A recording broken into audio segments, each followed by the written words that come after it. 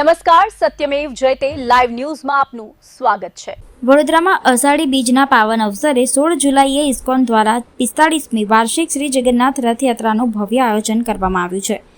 બપોરે 2:30 વાગ્યે વડોદરા રેલવે સ્ટેશનથી શરૂ થનારી આ રથયાત્રામાં લાખો શ્રદ્ધાળુઓ જોડાય તેવી સંભાવના છે। આ વર્ષે રથયાત્રાનું મુખ્ય આકર્ષણ રહેશે 45 ટન શીરો મહાપ્રસાદનું વિતરણ। રથની પાછળ 5 ટ્રક મારફતે શુદ્ધ દેશી ઘીમાં તૈયાર કરાયેલા 45,000 કિલોગ્રામ શીરો મહાપ્રસાદનું વિતરણ કરવામાં આવશે। સાથે જ સાંજે ઇસ્કોન મંદિર ખાતે તમામ ભાવિકો માટે ભંડારા મહાપ્રસાદની પણ વિશેષ વ્યવસ્થા કરવામાં આવી છે। પરંપરા અનુસાર રથયાત્રાના પ્રારંભ પહેલા ભગવાન શ્રી જગન્નાથના રથની આગળ પાહિંદામ વિધિ યોજાશે। આ વિધિ વડોદરાના મેયર ગીતાબેન મકવાણા સહિતના મહાનુભાવો દ્વારા સંપન્ન કરવામાં આવશે। રથયાત્રા વડોદરા રેલવે સ્ટેશનથી શરૂ થઈ સયાજી બાગ, કાલાઘોડા, સરાટવાડા, કોઠી કચેરી, રાવપુરા, જ્યુબિલી બાગ, સુરસાગર, દાંડિયા બજાર, ખંડેરાવ માર્કેટ, ન્યાય મંદિર, મદનઝાપા રોડ અને કેવડા બાગ થઈ બરોડા હાઈસ્કૂલ સુધી પહોંચશે। રથયાત્રા દરમિયાન શ્રીલ પ્રભુપાદના આધ્યાત્મિક ગ્રંથોનું વિતરણ કરવામાં આવશે।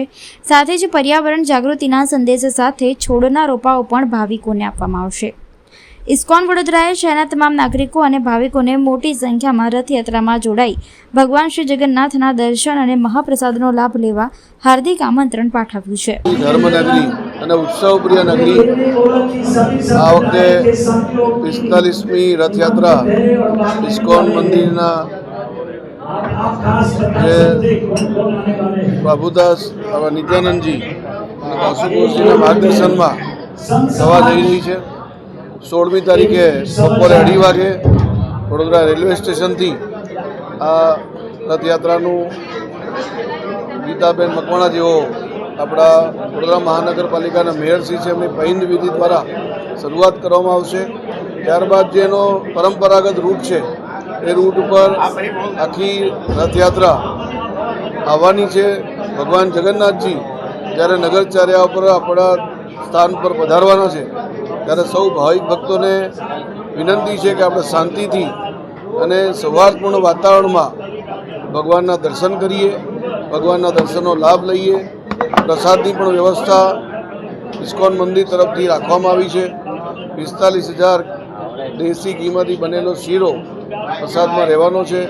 સૌ ભાવિક ભક્તો દર્શન અને પ્રસાદનો લાભ લે, શાંતિપૂર્ણ રીતે લે એ હું સૌને અપીલ કરું છું અને ભગવાન જગન્નાથજીની આ 45મી રથયાત્રા શાંતિપૂર્ણ અને સુખી સંપન્ન રીતે થાય એ પ્રકારની ભગવાન જગન્નાથજીના ચરણોમાં પ્રાર્થના કરું છું। અને આવવાના જવાના વ્યવસ્થા કરેલા અને 30-40,000 કિલો શીરો પ્રસાદ તૈયાર ગોપાલભાઈ આમાં પહેલા જોઈતા હતા તેણે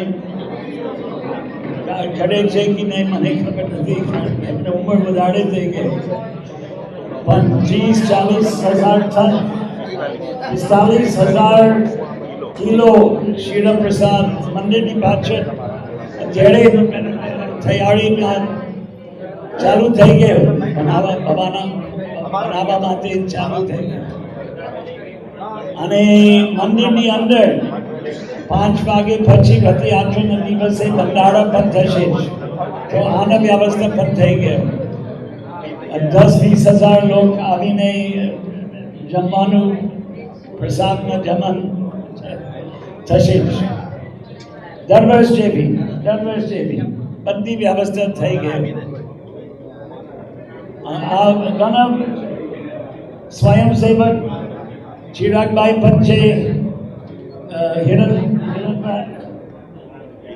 હિરણભાઈ બીજા કોણ કેતનભાઈ પટેલ, દિનેશ, ધર્મેશભાઈ, નાગેશભાઈ જે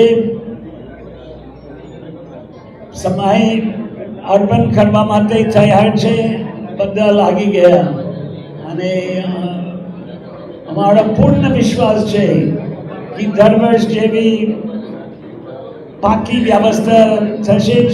આ બધી વસ્તુ જગન્નાથના યાત્રા, રથના વ્યવસ્થા, પ્રસાદ વિતરણની વ્યવસ્થા, મંદિરની અંદર રાસ્તાની ઉપર ટ્રકમાંથી 5 ટ્રકની વ્યવસ્થા છે। બધા સરસ રીતે વ્યવસ્થિત છે।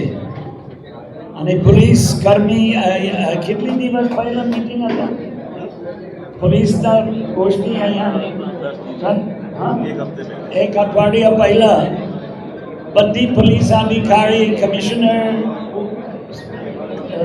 ડીસીપી એસીપી કમિશનર પોતા આવી ગયા લગભગ 40 અધિકારી ઇન્સ્પેક્ટર બધા ભેગા થાય છે મંદિરમાં આના સુરક્ષા વ્યવસ્થાને માટે ચર્ચા કરે છે અમારા જે સહયોગી છે આમાં તો બધી દૃષ્ટિએ વ્યવસ્થિત છે રથયાત્રાના પ્રબંધ